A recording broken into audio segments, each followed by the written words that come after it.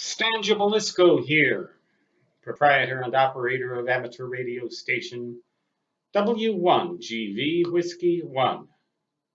Good vibrations. I was going to do this on my drawing tablet, but the program didn't want to cooperate today, so I said, the hell with it. I'm going to just yammer and let you see, as one viewer so succinctly put it, Stan Gibilisco in Technicolor. Well, I don't know, deadwood color. In any case, it's about a full wavelength circumference loop antenna. If you have a loop antenna that's a full wavelength in circumference electrically, then it will resonate at a certain frequency. And the viewer had a somewhat flattened loop antenna, and he said it exhibited a 3-to-1 standing wave ratio with his coaxial cable transmission line, 50 ohm line, I presume. Well, that implies that it had 150 ohm characteristic impedance, or purely resistive characteristic impedance at that frequency, because a loop antenna always has at least 100 ohms at its resonant frequency, 100 ohms of purely resistive impedance. A purely resistive impedance, if the loop is a perfect circle, has about 100 ohms of characteristic impedance that's pure resistance.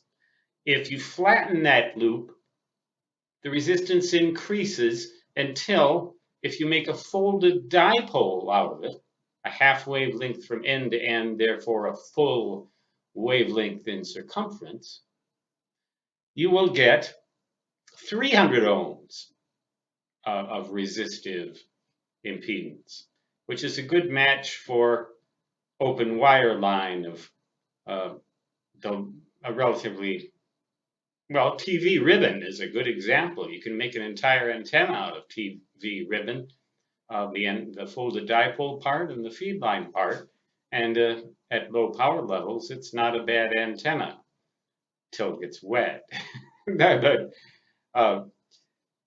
So the resistance can vary from 100 ohms in the case of a perfect circle to the most area possible for the circumference, to a folded dipole of 300 ohms, which is the least possible area for the circumference.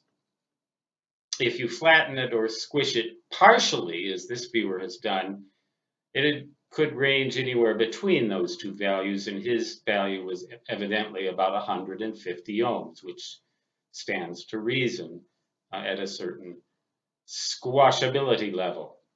So his question was, how do I get this to match to a 50 ohm transmission line? And the simple answer is, use a transmatch at the feed point. I would say this is a balanced antenna. A loop antenna is always electrically balanced. And to get a truly balanced antenna tuner is not an easy proposition. Palstar makes them, and then you have to go up to the feed point and adjust the thing if the feed point isn't right at the station. So my recommendation would be to feed the antenna with low loss open wire line of any impedance. Usually they're either 300 or 450 and sometimes up to 600 ohms. If it's low loss, it isn't going to matter. But it's balanced line feeding a balanced antenna, and then you can put the transmatch at the station.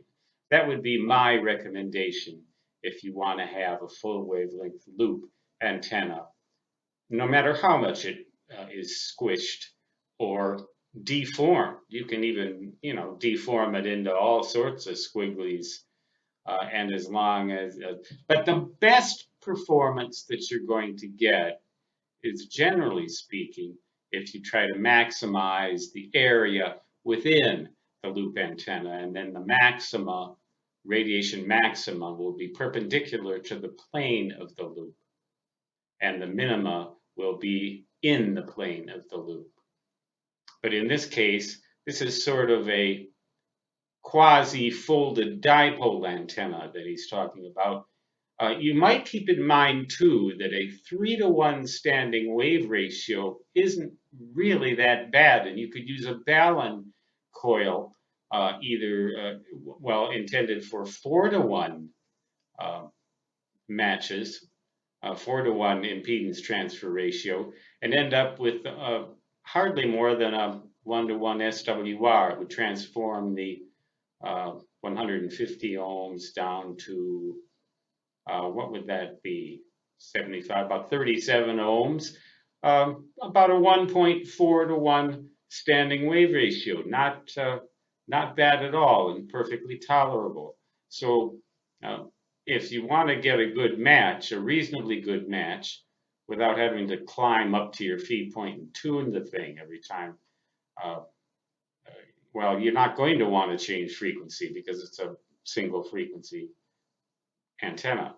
But you can use a 4-to-1 balun at the feed point and get a pretty good match that way. If you measured the SWR at 3-to-1, you can be pretty confident that it's a 150 ohm purely resistive impedance that you're looking at into the antenna.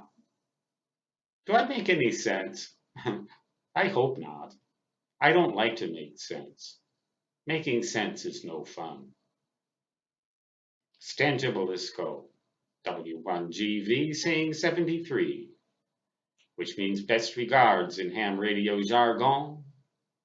And so long, which on a loop, a folded dipole, or a loop antenna of any squishability factor always translates to da-da-da-da-da-da.